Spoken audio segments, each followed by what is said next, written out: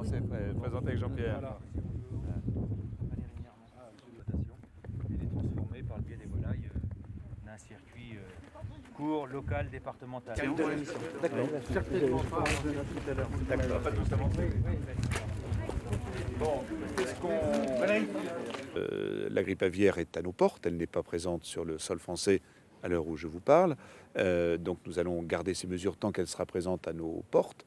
Cela peut durer quelques jours, quelques semaines, quelques mois, puis encore, n'en savons strictement rien.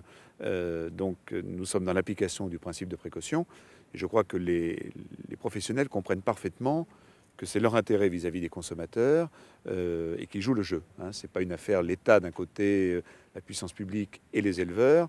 C'est une prise en conscience commune de la nécessité de protéger un outil économique qui est très important en termes d'emploi dans notre pays, également en termes d'exportation, puisque nous sommes une des grandes puissances mondiales exportatrices de volailles. Pourquoi y a-t-il eu trois? Allez-y. Vous restez derrière le sas, voilà. Voilà, vous pouvez rester dans la zone sale en fait. On dit, entre guillemets. Les dindes sont âgées de travail en entraide. Et vous travaillez qu'avec vous? Vous travaillez avec LDC? Ah oui, d'accord, également. Mais bon, toute organisation confondue, aujourd'hui, ils sont... c'est confondus. Bah, oui.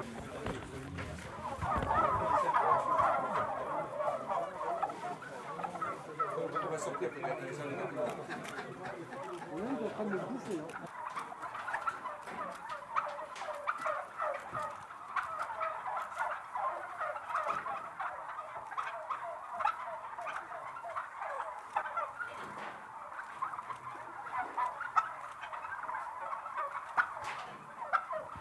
On ne peut pas dire qu'il n'y aura jamais de cas, il ne faut pas dire ça. Mais disons que s'il y a un cas, il sera confiné tout de suite. Et il n'y a pas de danger pour l'homme. C'est ça qui est... Les conditions de vie d'élevage, nous, vous les voyez bien. J'ai ma maison, je n'ai pas mes animaux dans la maison. Les animaux sont élevés là, dans des milieux qu'on maintient sanitairement propres, parce que moi, je n'ai pas intérêt d'avoir des animaux dans un état sanitaire lamentable. Parce que bon, c'est quand même mon revenu.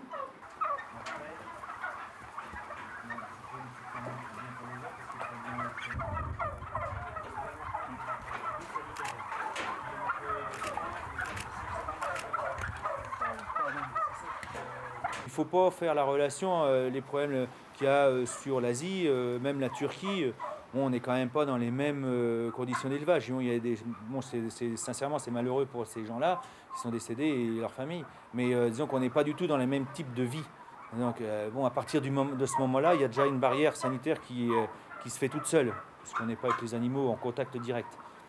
À la limite, le plus grand danger, c'est pour moi, éleveur, qui suis en contact tous les jours.